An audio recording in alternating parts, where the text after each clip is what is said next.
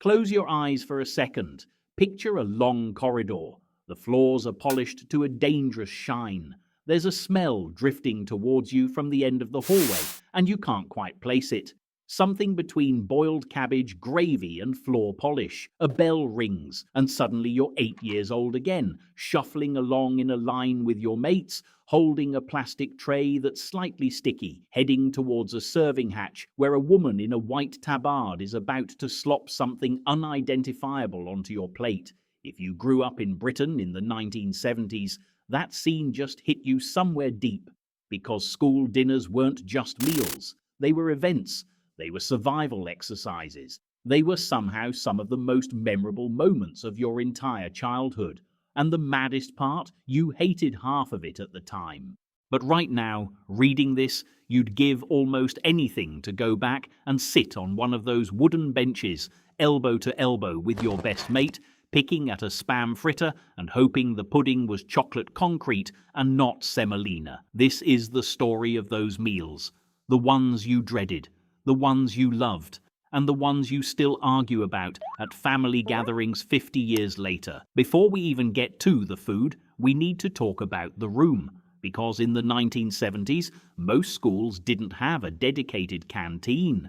You ate in the main hall, the same room where you did PE in the morning and sat cross-legged for assembly. The dinner ladies would wheel out these long trestle tables, unfold the legs, and suddenly it was a dining room. The chairs were either wooden fold-outs or those stackable plastic ones in faded orange and brown. The colour scheme of the entire decade, really. You sat in rows, usually arranged by year group, and if you were unlucky, you'd end up next to the kid who always nicked your chips. There were no choices. Not in most primary schools, anyway. You got what you were given. One main, one pudding, take it or leave it. And leaving it wasn't really an option either, because there was always a teacher on dinner duty patrolling the rows, making sure you cleared your plate. Some of them would stand right behind you, arms folded, watching you chew through liver and onions like it was some kind of test of character. You handed over your dinner money on a Monday morning. Your mum would put the coins in an envelope with your name on it, 35 pence a day by the mid-70s. If you lost the envelope, that was a disaster on the scale of a national emergency. And the noise. If you remember anything about those dining halls, you remember the noise. 200 children crammed into a room with hard floors and high ceilings, all talking at once, cutlery clanging against plates, the occasional crash when someone dropped a tray, teachers shouting for quiet, nobody listening. Now, the dinner ladies. These women were the backbone of the entire operation, and they don't get nearly enough credit. They'd arrive at the school early in the morning, long before any of the children, and they'd cook everything from scratch. Massive pots of stew bubbling on industrial stoves, trays of shepherd's pie going into ovens the size of wardrobes, gallons of custard made from bird's powder whisked until their arms ached. They wore white tabards and hairnets, and they stood behind the serving hatch with ladles the size of tennis rackets. Most of them were local mums. They knew every child by name. They knew who was fussy, who'd try to dodge the vegetables, and who'd come back for seconds if there was any going spare.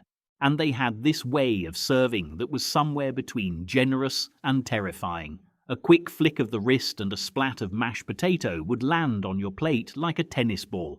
Gravy was poured from a jug held at arm's length. If you said please and thank you, you might get a slightly bigger portion. If you pulled a face at the food, you got the look. Every child in Britain knew the look. Some of them were proper characters too. Every school had one dinner lady who'd been there since the dawn of time. She knew the parents, the grandparents, probably the great-grandparents too. She'd tell you off for talking with your mouth full 1 minute and slip you an extra biscuit the next. They were tough and kind in equal measure. A lot of children, especially those from difficult homes, got their only proper hot meal of the day from those women. And those women knew it, even if nobody said it out loud. Right, the food. Let's start with the mains that struck genuine fear into the heart of every child. Liver and onions. This was the one. The meal that would make children beg their mums for a packed lunch. Thick slices of liver, grey-brown and slightly rubbery, swimming in a dark onion gravy. The texture was the problem. It had this chewiness that never quite went away, no matter how long you worked at it. And the taste was strong, metallic, completely alien to a 7-year-old palate. Some schools made you eat every bite. You'd be sitting there long after everyone else had gone out to play, still sawing away at a piece of liver that seemed to be regenerating itself. Then there was the savoury mince. Now this could go either way. On a good day it was decent, beefy, thick, served over mashed potato. On a bad day, and bad days were frequent, it was grey, genuinely grey, thin, watery, with lumps of something that might have been meat floating around in it like debris after a flood. The mashed potato underneath would dissolve into it, creating this beige sludge that looked like something from a building site. Spam fritters. These were slices of spam, that mysterious pink processed meat from a tin, dipped in batter and deep fried. The outside was golden and crispy, which gave you hope. But then you bit through and hit the spam itself, which was salty, slightly rubbery, and tasted like someone had described meat to a factory and they'd done their best from memory. Still, they were everywhere in the 70s. Served with chips and beans, they were a regular fixture on the weekly menu. Corned beef hash was another one. Chunks of corned beef mixed in with potato and onion, fried up in a pan. At home, your mum might have made a decent version. At school, it arrived looking like it had been through a tumble dryer. Dry, crumbly, slightly burnt at the edges. You'd drown it in ketchup and try not to think about it too much. And then there was the cheese flan, a quiche by any other name, except it wasn't really a quiche. It was a slab of pastry with a rubbery cheese and egg filling that could bounce if you dropped it. The pastry was always slightly raw in the middle and slightly burnt on top. It sat on your plate looking apologetic, as if it knew it had no business being served to anyone. But here's the thing. For every meal that filled you with dread, there was one that had the whole dining hall buzzing. And the undisputed champion was Fish and Chip Friday. Every school had it. Friday lunchtime, battered fish and chips, usually cod, sometimes something the dinner ladies just called fish with a knowing look. The batter was thick and golden. The chips were proper chips, not skinny little things, but fat, slightly soft, cooked in industrial fryers that probably hadn't been cleaned since the previous decade. Served with mushy peas or beans. Friday was the one day nobody wanted a packed lunch. Shepherd's pie was another winner. Minced lamb in a rich gravy, topped with mashed potato that had been forked over on top and grilled until the peaks went golden brown. When it was done right, and most schools did it right, it was comfort food at its absolute best. You'd scrape your plate clean, and the dinner lady would raise an eyebrow as if to say, "Thought you didn't like school dinners." Roast dinner day was practically a national holiday. Roast chicken, roast potatoes, carrots, peas, and gravy. Everything cooked in vast quantities. The potatoes crisped up in enormous roasting tins. The gravy was made properly from the meat juices. It wasn't sophisticated. It wasn't meant to be. It was solid, honest, filling food. And it was the one meal that every child agreed was brilliant. Sausage and mash deserves a mention too. Thick pork sausages, slightly split at the ends from the oven, with a pile of mashed potato and onion gravy. Simple, perfect. The sort of meal that made you forget about the liver and onions from Tuesday, and the curry. Now this was something new in the 70s. As Britain's population became more diverse, school canteens started experimenting with curry, and I use the word experimenting deliberately because school curry was its own creation. It bore almost no resemblance to anything you'd find in an actual Indian restaurant. It was mild, slightly sweet, and famously contained sultanas. Sultanas in a curry. But for many kids, this was their first taste of anything remotely spiced, and despite the raisins, despite the suspicious yellow colour, it was actually pretty good. Now we come to the real battlefield, the puddings. Because if the mains divided opinion, the puddings started wars. Tapioca, also known universally as frog spawn, small, translucent pearls suspended in warm, sweetened milk. It looked exactly like frog spawn from the school pond, and it had a texture that made children gag on sight. The dinner ladies would plop a blob of strawberry jam on top as if that would somehow fix it. It didn't. Tapioca was the single most feared pudding in the entire school dinner calendar. Ask anyone who grew up in the 70s. They'll shudder. Semolina wasn't far behind. A thick porridge-like substance made from wheat and milk, pale, bland and gloopy. It arrived in your bowl looking like wallpaper paste, and it didn't taste much different. Again, a dollop of jam was deployed as emergency flavouring. Again, it wasn't enough. You'd swirl the jam through the semolina until the whole thing turned a sickly pink, then try to swallow it as fast as possible before your taste buds got involved. Rice pudding was the third member of the dreaded trio. At home, your nan might make a lovely rice pudding, creamy and rich with a brown skin on top. At school, it was a different animal entirely. Thin, watery, with rice grains that had somehow remained individually hard while floating in a sea of warm, sweet milk. The skin on top was thick enough to lift off in one piece and had the consistency of a chamois leather. But then there were the puddings that made it all worthwhile. The reason you sat through liver and onions without complaint. The puddings you'd queue up for, crane your neck at the serving hatch to identify, and celebrate with a whispered yes when you saw them coming. Chocolate concrete. If you know, you know. A thick slab of what was essentially a cocoa-loaded biscuit, dense enough to use as a doorstop, served with a ladle of pink custard or sometimes mint custard. It was called concrete for good reason. You could barely cut it with a spoon, but the combination of that intense chocolate crunch with the sweet, brightly coloured custard was absolutely heavenly. People have been trying to recreate this recipe for decades. Some schools called it chocolate crunch. Same thing, same legend. Jam roly-poly and custard was another triumph. A rolled sweet pudding with jam spiralling through the middle, steamed until it was soft and sticky, then drowned in thick yellow custard. The custard was made from bird's powder, and the dinner ladies made it in buckets, literally buckets. It was poured from aluminium jugs that held about a gallon each, and it formed a skin on top within seconds if you didn't eat fast enough. That skin, by the way, is another thing people argue about endlessly. Some loved it. Some would rather have faced the tapioca.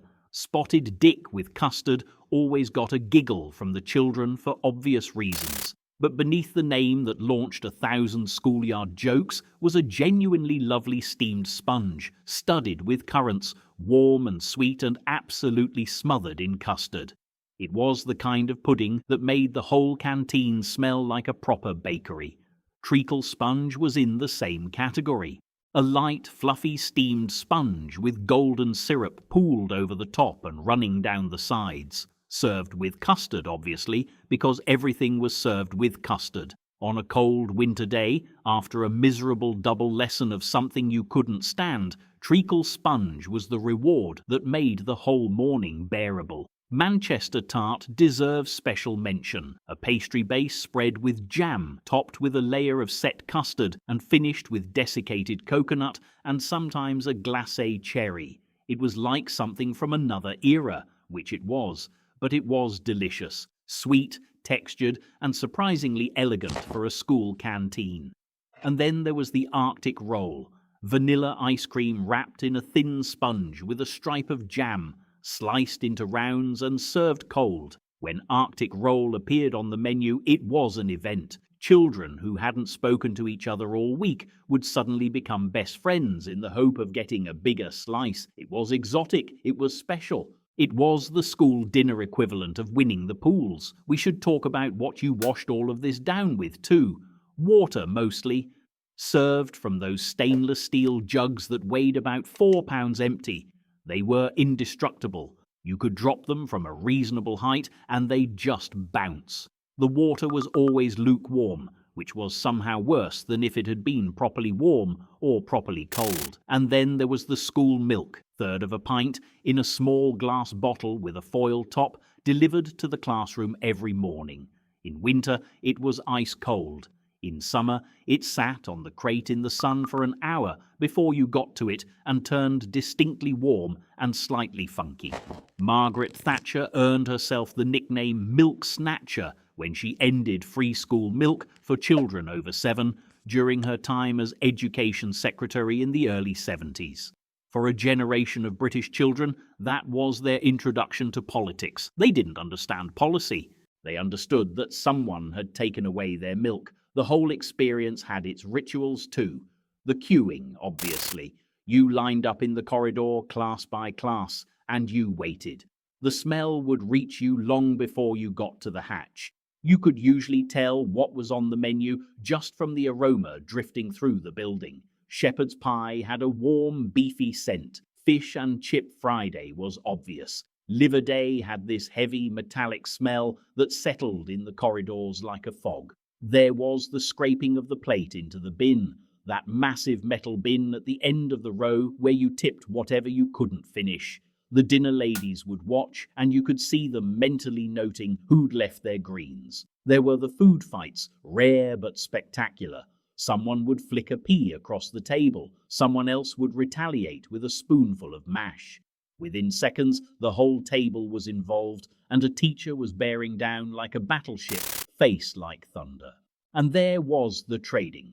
A handful of chips for a corner of someone's pudding.